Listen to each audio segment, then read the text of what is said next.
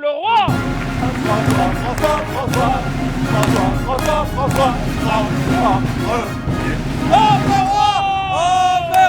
Alors ça raconte l'histoire de François Ier de manière ludique, amusante, pleine d'humour et j'ai beaucoup aimé.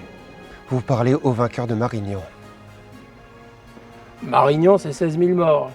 On a souhaité nous avoir une langue moderne, mais respectueuse de l'histoire ancienne. On a des costumes qui sont à mi-chemin entre la rigueur historique et l'esprit BD. Je vais les réduire en cendres, lui et son pays, ses ancêtres, pour la gloire du Très-Haut, j'en fais le serment.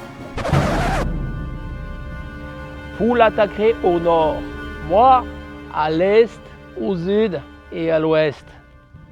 The Grand Niais devra plier. Notre projet, c'est de permettre aux gens de redécouvrir l'histoire en s'amusant. Je vais aussi le duché de Milan. Je viens de vous donner la Bourgogne. Oui, mais vous m'avez pris ma sœur. On retrouve tous les éléments historiques concernant François Ier, donc ça c'est vraiment super. Et le côté burlesque est vraiment assumé. C'est une ambassade d'Iroquois. J'ai grand besoin de vos lumières pour... Oui, pour s'occuper des protestants. Chambord. J'ai grand besoin de vos lumières pour Chambord. Ça fait un mélange avec un lieu à chaque fois qui, lui, est historique, qui fait que les gens adhèrent totalement et se retrouvent dans une bulle pendant 1 heure et demie, où ils nous le disent à la fin. On a appris plein de choses, mais on s'est surtout énormément amusé et rapproché des personnages. Je suis sûre que je vais adorer. Et moi qui t'ai asticoté pendant ta réunion, mais c'est vert!